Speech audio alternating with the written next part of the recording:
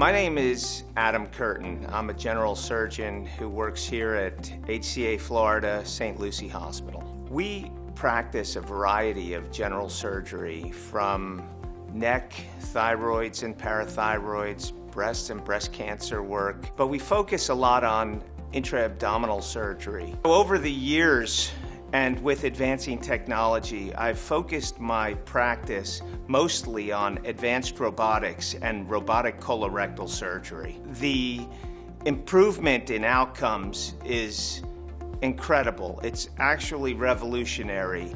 Whereas when I trained, patients would be in the hospital for 7 to 10 days.